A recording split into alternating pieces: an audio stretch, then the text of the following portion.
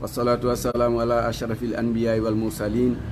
nabiyina Muhammadin wa ala alihi wa ashabihi ajma'in wa man tabi'ahum bi ihsanin ila yaumiddin wa sallama tasliman katsira wa ba'du. Assalamu alaikum wa rahmatullahi wa barakatuh. Musidɓe julɓe on hiwrama hiwrandu l'islam en hewti ka duɗal men belviɗo ka galle Alhaji Ibrahima Bari yo Allah yurmeɓe on aada ɓe aljanna. Karamo komin Oustaz Abdoulaye Ba seni kayɗen fuɗɗade darsuji men yontere nden hannde etenen ɗo en kinoto darsuji nayyi. Darsu mo wonɗen fuɗɗode on ko deftere fiqhu sunna nden ka juzu arano. Darsu ɗimo on ko fiqhu sunna ka juzu tammo. Darsu tammo on ko deftere aqida nden irshadu ila sahil itiqad. Darsu nayabo o mo wonɗen hombirde on ko tafsirul qur'ana o hiɗen fewndi ka suratul ankabut. Haray musidɓe julɓe ko toli men e darsu on. Assalamu aleykum wa rahmatullahi wa barakatuh. Bismillah ustad. Bismillahir Rahmanir Rahim. Alhamdulillahi Rabbil Alamin. Salatu wassalamu ala nabiyyina Muhammadin Abdullah sallallahu alayhi wa alihi wa sahbihi kiram man tabi'ahum bi ihsan ila yawmiddin. O wi ko taswiyatu as-sufufi wa saddu al-furaj. So den ko pijule ne ha joni wonde do ko fi feppene ko sappeji din e uddugol jolle den ka sappeji. O wi yustab no yiɗana le imami wonande imamu jon an ya'murande o yamirta bi taswiyati sufufi feppene ko sappeji wa saddil khalal e uddugol jolle den qabla dukhuli fi salati ko adi yonatande julde nden. وعن أنس أن النبي صلى الله عليه وسلم كان بلاتنا أنس ماكي الله صلى الله عليه وسلم يقبل علينا بوجهه يقولنا يا من يسمع قبل أتي أن يكبر يكبر فيقول فما كان تراسوا فبندر وأتدلوا وقوتوا duwoni wa tarasu tabite wa tadlu peppondiro rawahu al-Bukhari wa Muslim. wa rawaya anhu kama katusu kulli kay makko anna nabi sallallahu alaihi wasallam qala bamaki sawu peppondire sufu ko safeji mon din fa inna tasfita sufu tabiti peppondiro do safeji min tamami salat jaadu tibna do baraji jullane. وعن النعمان بن بشير قال وي كان لا رسول الله صلى الله عليه وسلم يسوينا بفبن لنا من في السفر كسفج كما يقوم القدح وأن فبتت أصلا جوني القدح نبت يدكوي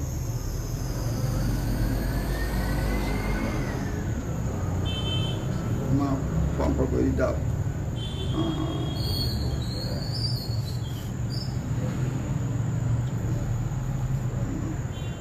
Kama yuqawamu al-qadhu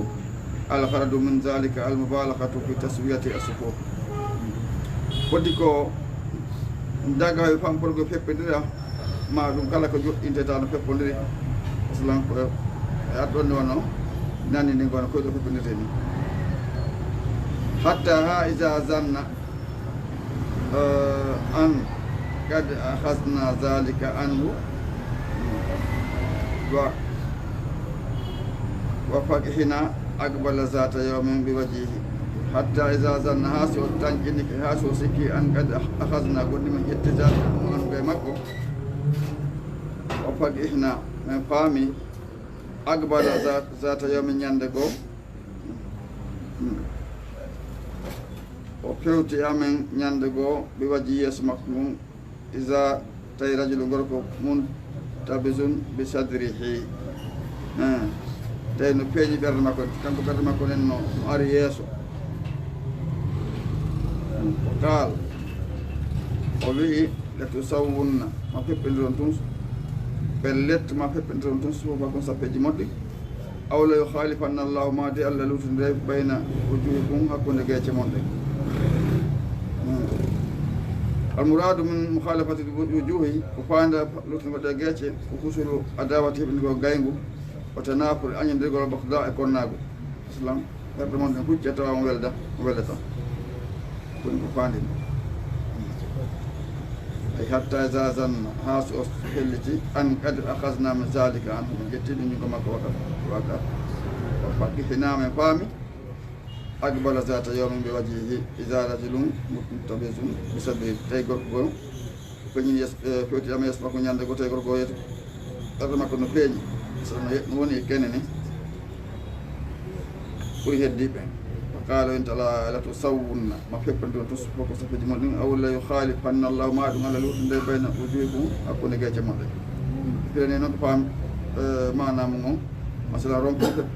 weldude añaniron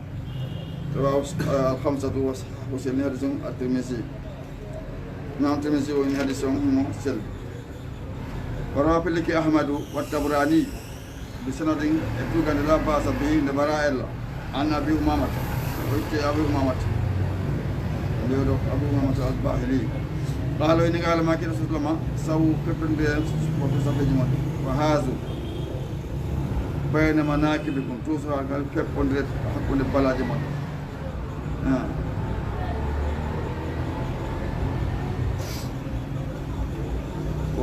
ولينوا نبنوا في أيدي جود إخوانكم سعموا وسدوا kuddon alhalala jolɗe ɗen masalan si a durinama ma si a pooɗama usta sattinta ngaɗu ya newino wa inna cheytan tabbiti cheytane yadkhulu mo naata fi ma baynakum ko hakkude moɗon bi mansilati e place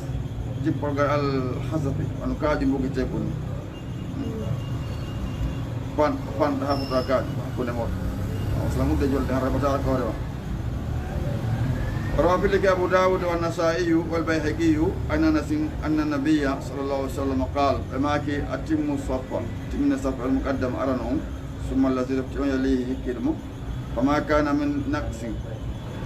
ولا تكويتكم فليكن لا في الصف المؤخر مثلا كفلو منكاي صفلو منكاي بتوك باو جوموني تمارنا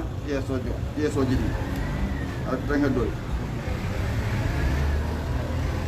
نعم وروى في البزار بسند حسن اتوغان دمو يلك انكو بزار في عن ابن عمر قال وإمام خطوة على تابند على بلند أزمبر مولد أجان جودي من خطوة دي بلند مساها درونتي يهي رجل غوركو إلى فرجة ودو يولد في سفر وصدها ودي كل براج من موني kono si dari ke jabatade dirata ko gara awɓe dirata ɗo ko joɓe sappo e goɗɗo yaw yeeso toon joni noon ɓe andi baraji ɗi no toon ɗen est ce que nakkan ko yayno fimi ɓaja kan wonde baraji si a andi ɗo ande ka tawi yolde ko anti qiyata uddane yolde ɓaɗa no wonde baraji o roɓe pelika nasaiyu wal hakimu wa ibnu khuzaimata anhu qal o winni qala maki rasulullah sallam man wasala sappa ummu tub fi sappe wasarahu Allah wala jafotum aman kata asapa motaji sappe kata Allah wala tajitum talon tajide goɗɗo andi haren huɓɓini warwal jama'atu fillike jama'un illa al-Bukhari kana imam Bukhari wa Tirmidhi an Jabir ibn Sumrata قال إني خرج علينا يلقنا أمير رسول الله صلى الله عليه وسلم فقال أماك ألا تصفون وصفنا كما تصفون صفنا الملائكة عند ربك كجوما كل جابين كيف نصفنا كجوما أقول آمين يا رسول الله فإن الله كيف كون تصف الملائكة وصفنا عند ربك كجوما قالوا إن يتمون بتمنا الصف الأول تفي صفنا سبنا كتاك صفقها على timma tara sona pepponde ko sappe on on ara gamede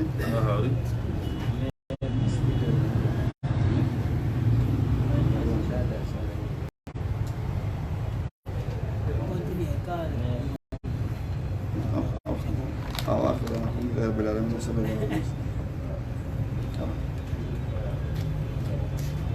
Ibu kasihnya liga. Inayo ng video malang mo. سنتي أوتي أستاذ علي.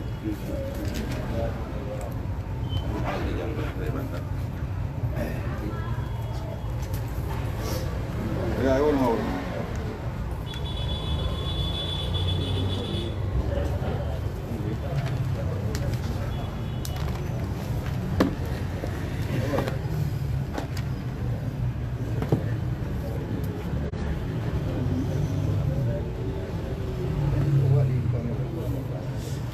بسم الله الرحمن الرحيم الحمد لله رب العالمين والصلاة والسلام على نبينا محمد عبد الله صلى الله عليه وعلى آله وصحبه الكرام ومن تبعهم بإحسان إلى يوم الدين. اللهم علمنا ما ينفعنا وانفعنا بما علمتنا وزدنا علما. والقضاء في نياور القضاء في الإسلام نياور نك إسلام نياور يبينا ودي est-ce que non ko islam o ñaawirde o noon ko ɓe ñaawrne ko islam wonɗo janngude wa min hammel jeeya ko ɓuri himmude al wasail jokkorɗe allati ɗen ƴetta haqqago biha ɗe tabitirta e mum al istu nunɗal watta hafuso e renugol alhuququ haqqeji ɗin tasan hiwugol addima ƴiƴe ɗen wal orad e teddule ɗen walla mo wal hiwugol jawol ɗen hiya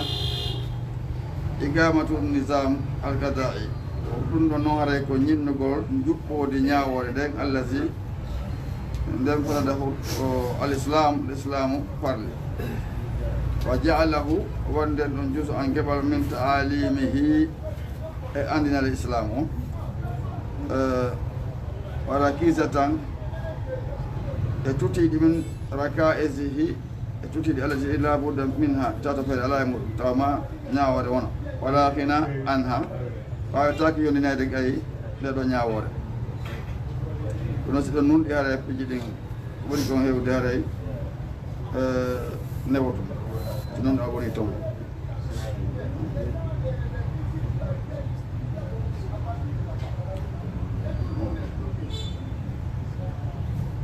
وكان ذلك أول من تولى هذه الوظيفة وأدي هكذا قال له قول في الإسلام كإسلام والرسول صلى الله عليه وسلم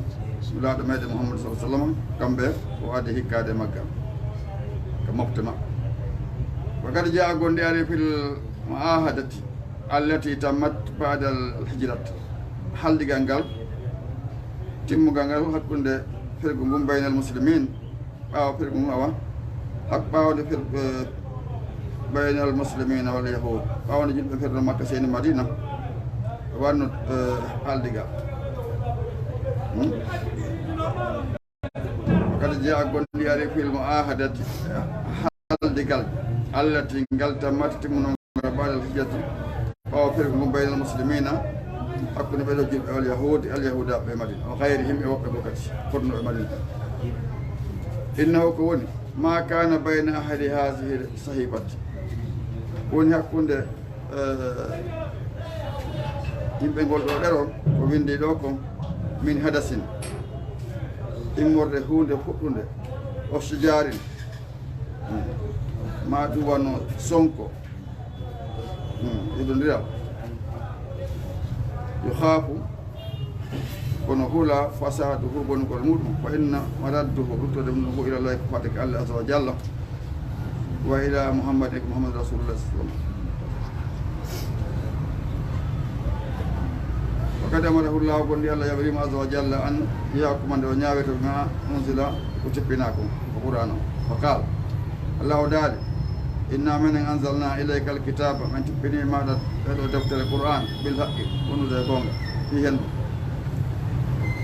li taakuma fiya ñaawo bayna nas hakkunde ma araka allah konko allah on holluma ko andima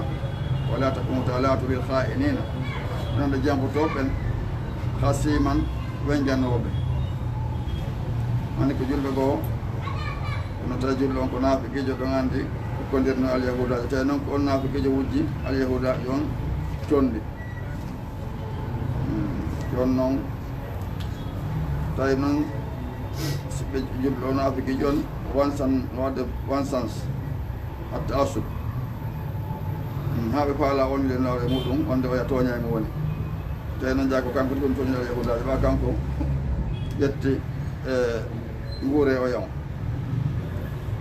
tawi ɓe ndaari batte ko heddi ko tawi no sii haa ko anndi suudu makko so jippinaayi o noon ñaawri ko Allah on hollimo kon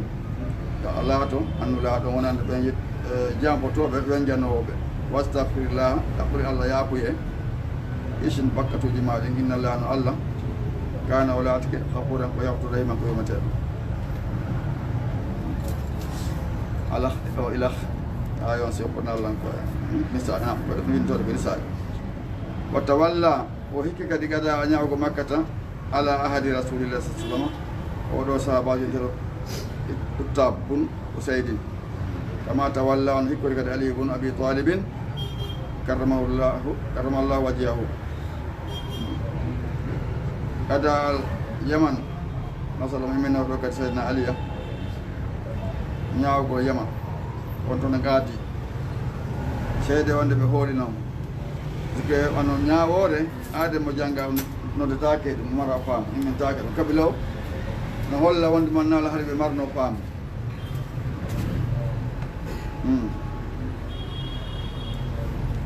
o wi rawa ahlu sunani fillike yimɓe sunna ɓe wa gayruhum e woɓɓe koyna maɓɓe anna aliya sanna aliya wonde lamma ba'asahu nde imminnoma rasulullah sa sallam ila al yaman kaadi e ñaawo won ñaawo to qaala o wino ya rasulullah ko imlaɗo Allah ba'astani a imminilam baynam hakkunde maɓɓe wa ana min sabum komi sagata la adri mi andama gada o ko wiyete ñaawore andi ko poste ɓulɓiniɗo noon qaala o wi fa daraba rasulullahi sallallahu alih w sallam nulaaɗo on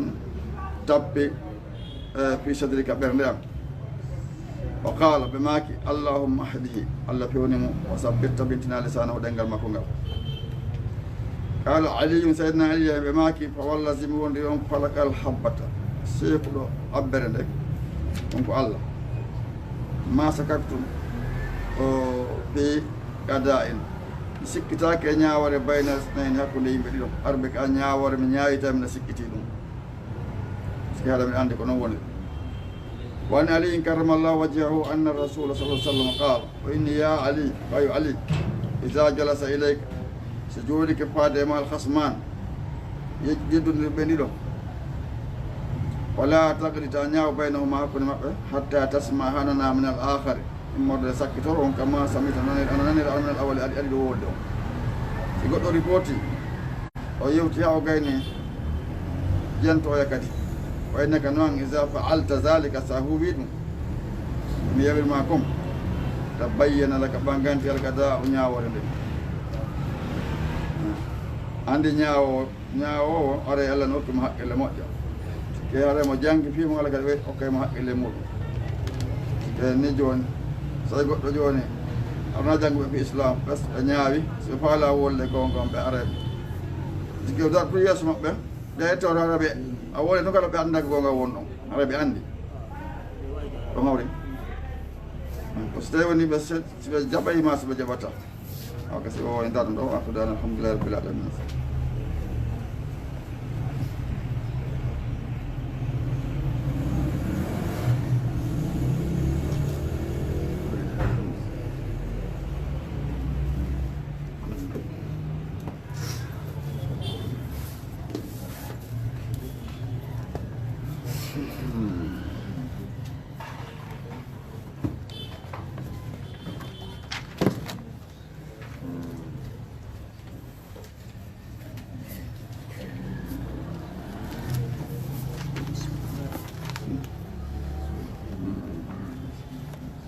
ومنها قوله تعالى بسم الله الرحمن الرحيم الحمد لله رب العالمين والصلاة والسلام على أشرف الأنبياء والمرسلين نبينا محمد محمد الله صلى الله عليه وعلى آله وصحبه الكرام ومن تبعهم بإحسان إلى يوم الدين. وبعد كتبت الإرشاد إلى صحيح الاعتقاد والرد على أهل الشرك والإلحاد، ومنها قوله تعالى تسد يوتا في روحه الروح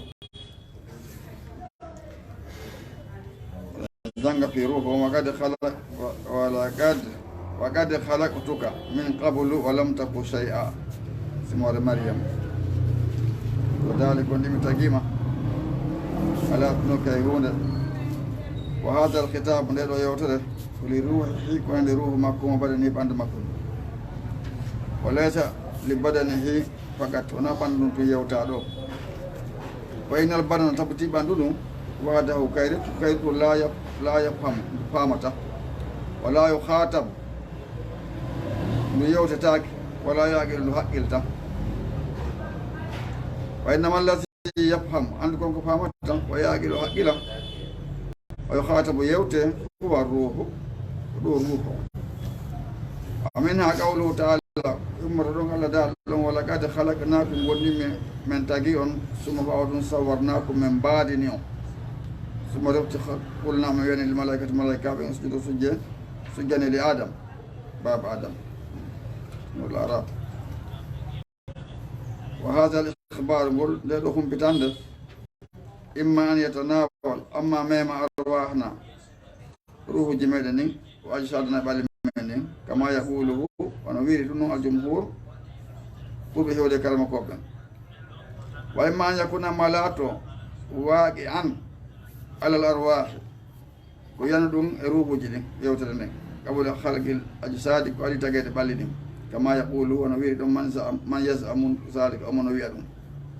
ولا تقديرين يدوبين إقبه وهو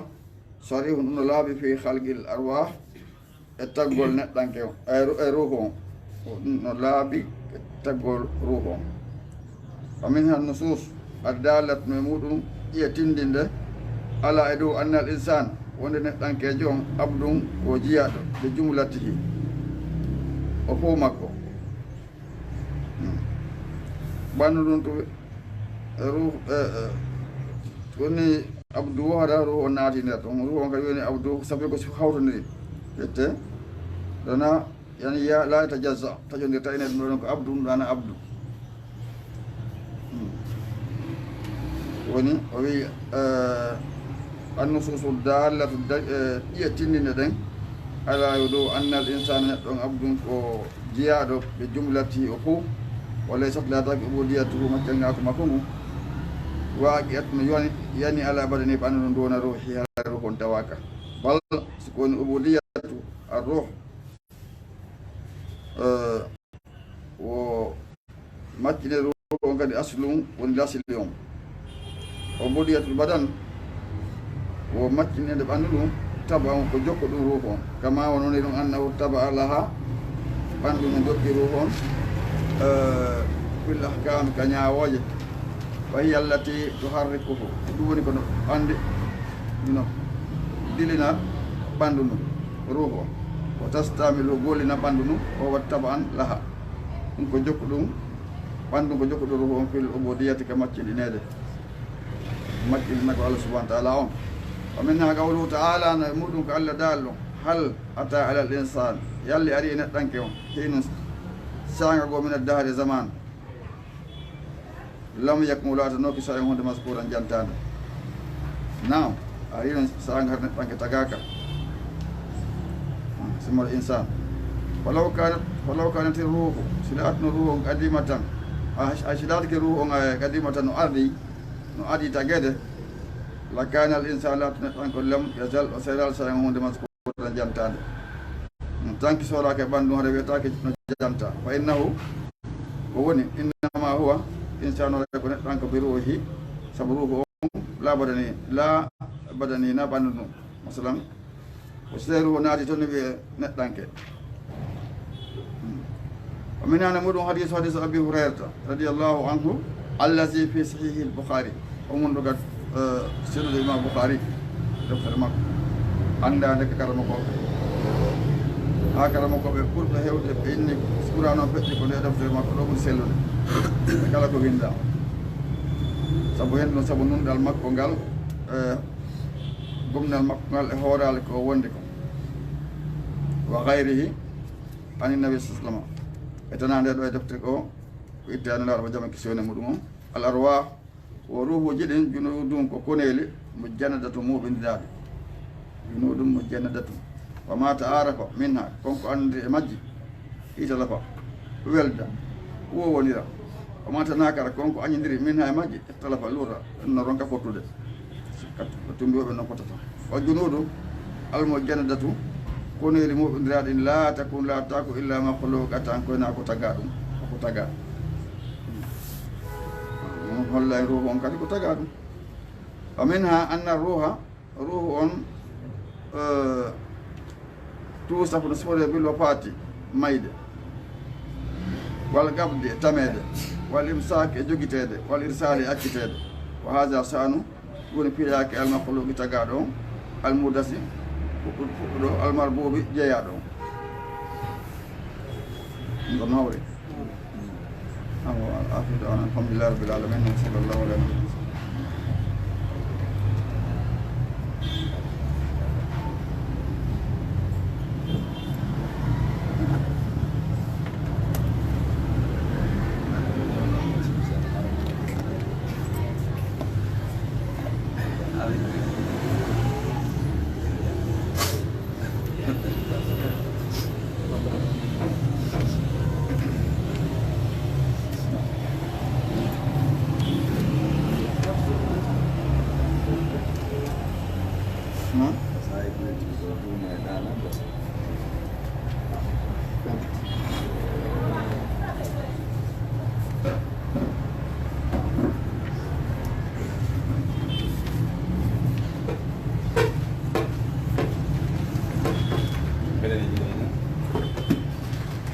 نعم. أعوذ بالله من الشيطان الرجيم. بسم الله الرحمن الرحيم. وقارون وفرعون وهامان ولقد جاءهم موسى بالبينات فاستكبروا في الأرض وما كانوا صادقين. الله سبحانه وتعالى andi bawde o jandino gaden aadin ko ben samudan ko ben o bangani en kontoɓe goɗɗuno todani ɓe seytane gollere maɓɓe sakkiɓe kay lawol allah ngo laatno ko yeynoɓe ko ɓe naftoral guite maɓɓe en wa garun a jantuɗo fi garun o firaun o haman walla kadi jaahum gonɗi addaninoɓe moussa annabi moussa bil baynati hujjaji ɓangguɗɗi ɓeyɗo tato kala ko pewndo makko kanko annabi moussa ɓeyɗo fof noon ɗonno gerude e muɗum wastakbaru ɓe mawnintini fil ardi ka leydi gay jaɓugol jokkugol nulaɗo allah on ɗum ko annabi moussa wama kanu ɓe latanoke sabiqina laawinoɓe allah subahana wa taala ko allah faala ko mum wanno e maɓɓe lawanoke mum ko laamu e jaahuji e jawle ɓenno marno ɗum o noon ɓawo ɓe gaaro ko ɓawa ɓe kadi wattan yiide ka ɓen ɗo lawanoke ɗon to heddi ɓe gollu golle so ɗum no golle no fani kamɓe kadi ɓe wattinte ko ɓeeɗa wattinoɗo wa kullam ɓe fof allah daali akhasnama nanggiri ɓe zambihi junubu muɗum o goto nanggiraka junubu goɗɗo ko ɗum waɗi goɗɗo e ano ko golli gonta to goɗɗo ko golli gonta anine an fi golle maɗa ɓeɗo fof ko junubaji mum ɗi nangira o yini famin hunde maɓɓe men arsalama ɓen wurti alayhi muɗum hasiban hendu wondu irtondu koccu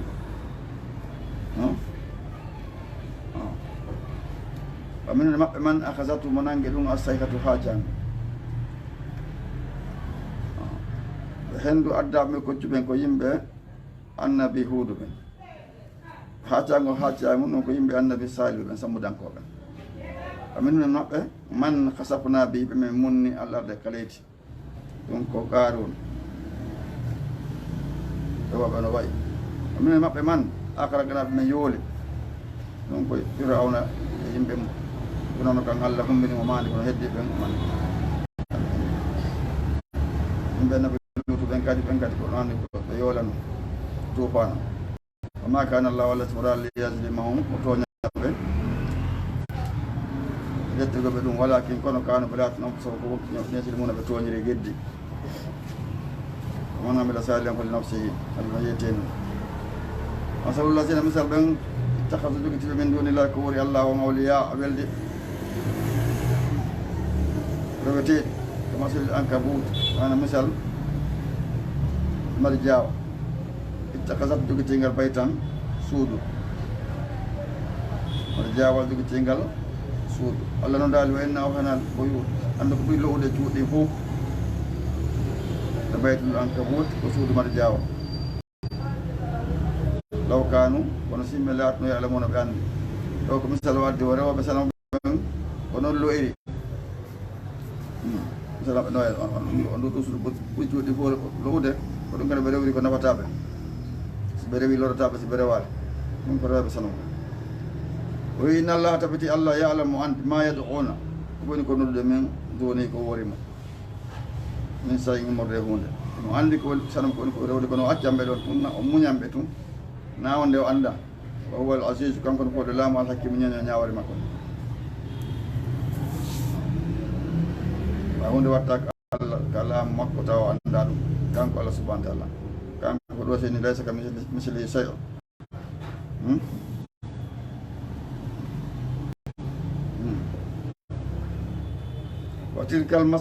وتلك المثال إلى مثالوجي نضربها بدن ولا ديدوله بدن بينا ديد الناس بيجيم بينا مثال وما يأكلها فنونا الحق إلى ديدو مثل إلى العالمون أنا بين عنده عندي مؤندا هاي بيو اللي سيان دانجل ما بوتو أدو كتانجل bare bobo nim boddi meme anda jire hulbini ko andudo sey batuta ko jonno be anda de do mese ben don den ko ben do woni haji mum ala ko andu ben hakkilta masalan ko hakkilta sina ben andu ma yaqilwa illa alimun lo de andu be ben hakkile de do mese dalla wadante en qur'an khalaqa allah wala tagiya samawati kamuri din wal arda ilayhi bil haqqi wa nuda gonga ina sama ko tagira o ko tagana ko na pisalika woni ko janta ɗo ko aya tan ko mande ni ko nokkulil mu'minin onande gonɗiɓe ndi ko aya to ko aya kawni ala qur'aniya koɗo janngo ma o yiya ko hayna ila ka faade ma ko min alkitab immorde ka deftere waagimi salata ñinna julde nden inna salata tabitide ɗo julde nattana hende haɗa anil fasha pankari wal munkari ko añini inna wala zicrullahi ko janda ɓeñol akbar ko mawde andu ko Allah ka ngenguma ndeɗa yeeya e ndeɗa sooda e ndeɗa ayna e ndeɗa rema andu ko Allah kala ko wonɗa no huuɓirte naaka ɗengal tun hay noon fi ka ɗengal en anndi no ari hadis maɓurede pille mo sallam o wonde manala mo ɓe ndaal yimɓe e cuuɗi yaade cuuɗi Allah ɓe no janngare qur'ana ɗo dursande koye naati de maɓɓe ko wiyete kon suumaɓe koyete ko rahama tippo maɓɓe koyete kon sakina kuɓita e malaika ɓen Allah subhanahu wa ta'ala janto fi ngun ɗo mbatu ko Allah subhanahu wa ta'ala enna ɓe kaari ɓe no jantade en weltoraɓe ɗum ko ɗo naatde toon wala zicrullahi akbar janno ko Allah subhanahu wa ta'ala kala ka wonɗa ara jitali Allah subhanahu wa ta'ala walla yala mo andi ma tasna'un wonno ko nguude fof wa ko dawna on alhamdulillahi rabbil alamin e weltaniki Allah subhanahu wa ta'ala nenon ɗen tawigol ɗi darsuji en janniɓe karamo koɓɓe men wonɓe ɓen e jannude en torantiki ɓe Allah lawindamɓe ɗum kamandake moƴƴo waɗana ɓe joddi aljanna enen kadi wonɓe e janngude ɓen toriki Allah faami en ko on ɗin e janngude ko enen e gollitirgol duumina en e muɗum haray darsuji ɗin hannde ko ɗo dari haray en fuɗɗoto ɗiɗo kadi en joggitoto ɗiɗo kadi janngo inchallah. Assalamu aleykum wa rahmatullahi wa barakatuh. Wa alaikum salam.